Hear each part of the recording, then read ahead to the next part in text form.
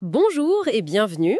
Alors aujourd'hui, on va se poser une question qui a l'air simple mais qui est vertigineuse.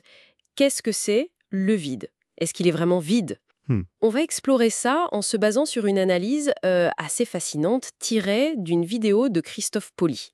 Et déjà, il y a un paradoxe, non? Rien d'essayer de penser au néant. Bah oui, c'est déjà lui donner une forme, une existence en quelque sorte. Exactement. Donc l'idée, c'est de voir un peu comment notre vision du vide a changé depuis l'Antiquité jusqu'à la physique quantique d'aujourd'hui. Et qu'est-ce que ça nous dit tout ça sur la réalité? C'est la grande question. On entend souvent cette stat-là. L'univers serait vide à 99,99999%. Impressionnant. Mais, et si ce vide, ce rien, était en fait plein de choses Plein d'énergie, peut-être même responsable de la masse. et du destin de l'univers? Bon, accrochez-vous, on plonge là-dedans. Alors, commençons par les Grecs.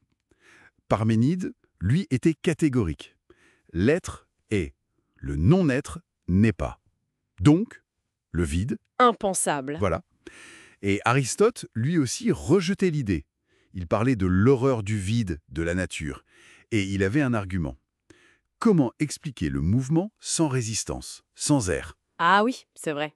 Et cette idée, elle a tenu des siècles. Presque 2000 ans. Ça semblait logique, confirmé par l'observation. Les pompes à eau, par exemple. Bah oui, on avait l'impression qu'elle tirait l'eau pour pas laisser de vide. Logique. Sauf que, au XVIIe siècle, petit problème à Florence. Les fontaniers remarquent qu'ils n'arrivent pas à pomper l'eau au-delà de 10 mètres. Ah, pourquoi cette limite si la nature déteste tant le vide? Ça colle pas? Exactement. Et c'est là qu'intervient Evangelista Torricelli, en 1644. L'expérience célèbre avec le mercure, hein. C'est ça.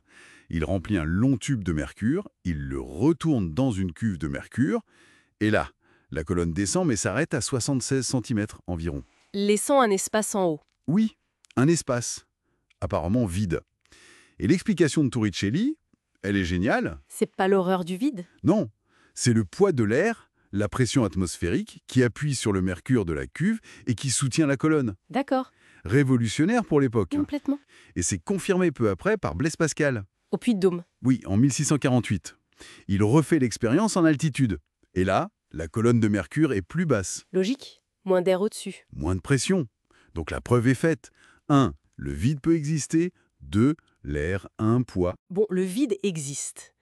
Mais est-il vraiment complètement vide? C'est une autre question, ça. Ah bah oui.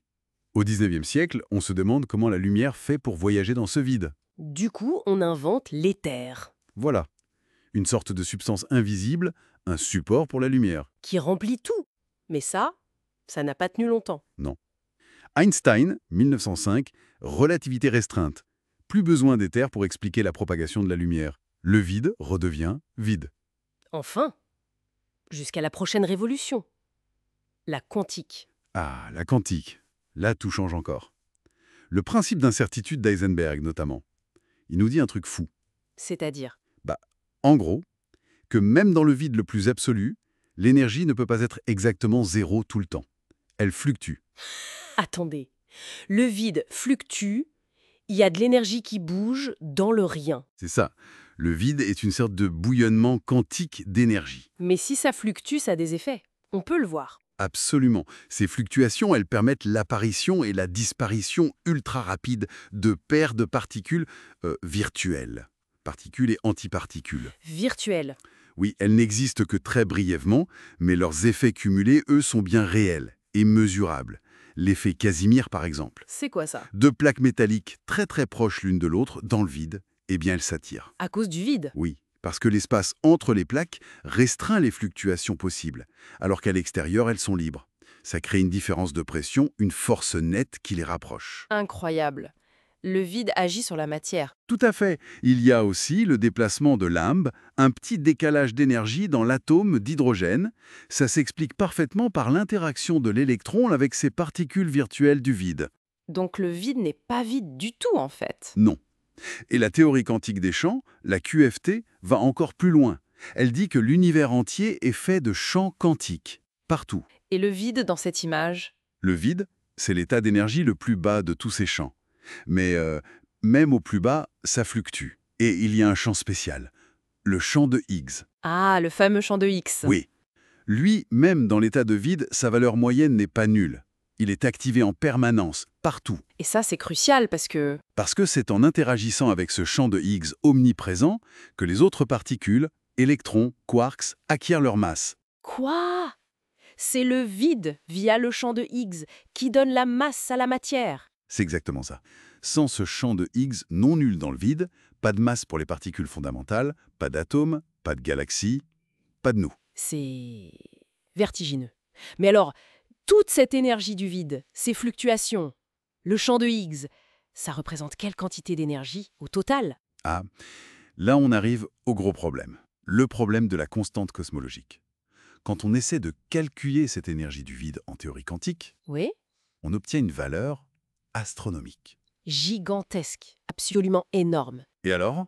C'est quoi le souci? Une telle énergie devrait avoir un effet gravitationnel monstrueux. Elle devrait courber l'espace-temps de façon dramatique. Or, on observe bien quelque chose. L'expansion accélérée de l'univers, l'énergie noire. Exactement. Ça ressemble beaucoup à une énergie du vide. Mais l'effet observé est Minuscule. minuscule par rapport à la théorie. Il y a un décalage de 120 ordres de grandeur. 120 zéros d'écart. C'est colossal comme désaccord. C'est un des plus grands mystères de la physique actuelle. On ne comprend pas pourquoi l'énergie du vide qu'on mesure est si faible par rapport à ce que la théorie prédit. D'accord. Donc, pour résumer, le vide, c'est loin, très loin, d'être rien. C'est une mer bouillonnante de champs quantiques, de fluctuations, de particules virtuelles. Mhm.